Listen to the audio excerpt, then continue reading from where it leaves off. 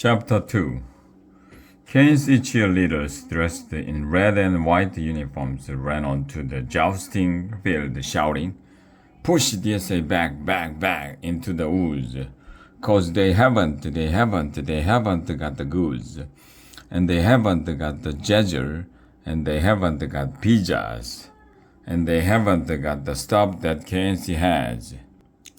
The KNC fans jumped up and cheered. The DSA stands were empty except for Brother Dave, the DSA librarian. He had painted the DSA in blue letters on his bald head. He waved the blue DSA flag. "Goth DSA!" he yelled. Erica, dressed in her armor, clanked out of the tent and over to her teammates. Wiglaf passed around a flagon of Frypot's Dragon Mint Ill Aid. Janice parked her gum behind her ear. She put the flag on to her lips, tossed back her head, and took a huge swig. "Way to go, Janice," said Angus. He slapped her on the back. "Blah!" cried Janice as she spewed her mouthful of ill aid all over Wiglaf. "Oops," said Angus. "Sorry, Janice." "Don't worry about it," said Janice, passing the flag on to Erica. Cold, sticky ill aid ran down Wiglaf's face. It trickled down his neck. He eyed the stack of towels beside the KNC players' bench. "Be right back," Wiglaf said. He jogged across the field, with Dudwin following behind. The KNC lads sat on their bench, wiping their foreheads with red silk kerchiefs. Servants brought them rose-scented water and bathed their feet. They paid no attention to Wiglaf and Dudwin. "Who wants to go dragon casting with me tomorrow in the dark forest?" Chauncey was saying.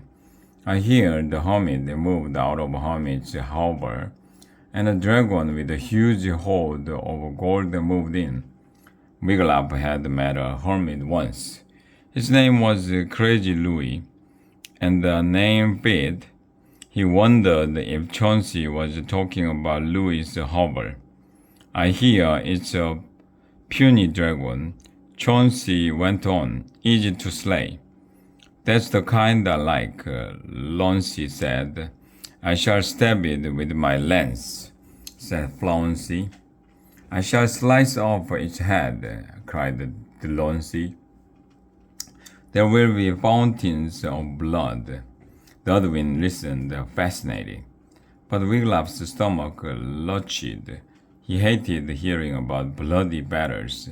He couldn't stand the sight of blood.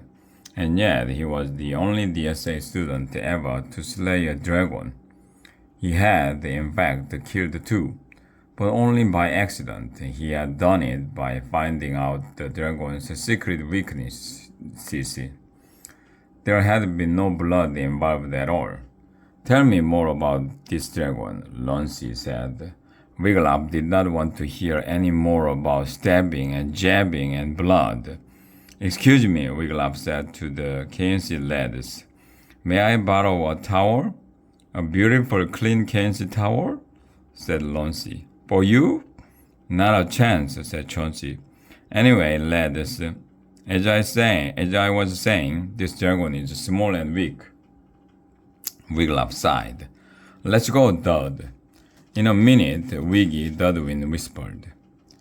Wiglaf jogged back to his teammates, but Dudwin stayed near the KNC lads, listening. The jousting match ended. Wiglaf tallied up the final score: KNC 933, DSA 10. "Art thou all present?" Brother Dave asked from the driver's seat as the DSA team climbed onto the donkey cart. Then, "Off we goes!" He clicked his tongue. Lumpen began plodding back to DSA. As the cart rolled over the drawbridge, Erica turned to look back at the KNC. They sure have a beautiful castle, she sighed. If DSA had all the fancy things KNC has, think how much we could learn. Maybe we'd even beat them at jousting. KNC let us go dragon hunting way more than we do, Dudwin said. I heard them say they are going to slay a dragon tomorrow. Class 1 will go slaying, Dud, Erica told him. Be patient. Ha, said Dudwin. The KNC lads shall slay all the dragons. There won't be any left for us.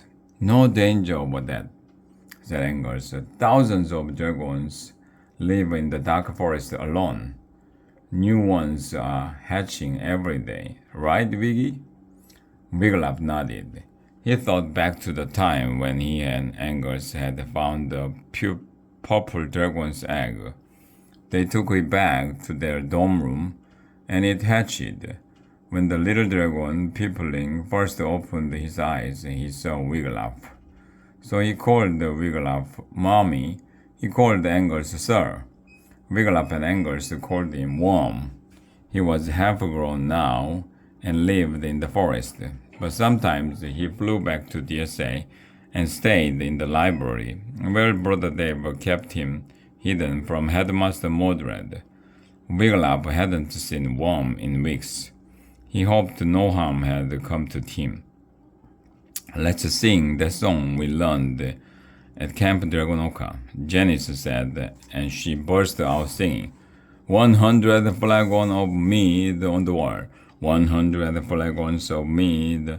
If one of those flagons should happen to fall, 99 flagons of mead on the wall. The rest of the team joined in. Slimy Ill-Aid tickled into Wiglaf's left ear. He sighed. It was going to be a long, sticky ride back to DSA.